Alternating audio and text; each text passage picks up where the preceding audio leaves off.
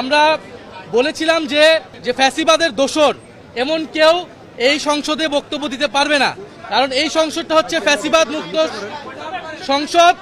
হাজারো মানুষের রক্তের উপর দিয়ে, আত্মত্যাগের মধ্য দিয়ে এইখানে আমরা এই সংসদ পেয়েছি। আপনারা জানেন আজকে জাতীয় সংসদের প্রথম অধিবেশন ছিল। সেই প্রথম অধিবেশন উপলক্ষে সরকারি দল, বিরোধী দল আমরা সকলেই অংশগ্রহণ করেছি জাতীয় সংসদের কার্যক্রমে, এবং কার্যক্রমের শুরু থেকে নিয়মতান্ত্রিকভাবে সবগুলা অংশে আমরা অংশগ্রহণ করেছি, আমাদের বক্তব্য রেখেছি।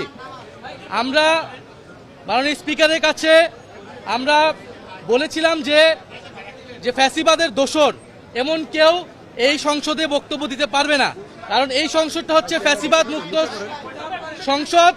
হাজারো মানুষের রক্তের উপর দিয়ে, আত্মত্যাগের মধ্য দিয়ে এইখানে আমরা এই সংসদ পেয়েছি। আগামীর অগ্রগতির ভিত্তি আনোয়ার ইস্পাত, স্ট্রংগেস্ট স্টিল সিন্স 1978। সরকারি দল বলেন, বিরোধী দল বলেন, যারা এখানে নির্বাচিত হয়েছেন তারা নির্বাচিত হতে পেরেছেন জুলাই গণ অভ্যুত্থানের শহীদদের আত্মত্যাগের মাধ্যমে এবং ফ্যাসিবাদকে বিতাড়িত করার মাধ্যমে।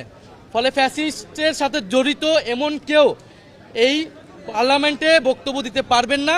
কারণ যখন রাষ্ট্রপতি, ফ্যাসিস্ট দোসর রাষ্ট্রপতি যখন বক্তব্য দিতে এসেছেন, আমরা স্পিকারের কাছে বারবার আহ্বান করেছিলাম আমাদের এই বিষয়ে বক্তব্য রয়েছে, সেই বক্তব্য বিরোধী দলীয় নেতা উনি উপস্থাপন করবেন, কিন্তু সেই সময়টা আমাদেরকে দেওয়া হয়নি, আমাদেরকে কোনো ফ্লোর দেওয়া হয়নি। এর প্রতিবাদ স্বরূপ আমরা আমাদের প্রতিবাদ জানিয়ে সেখান থেকে ওয়াকআউট করেছেন।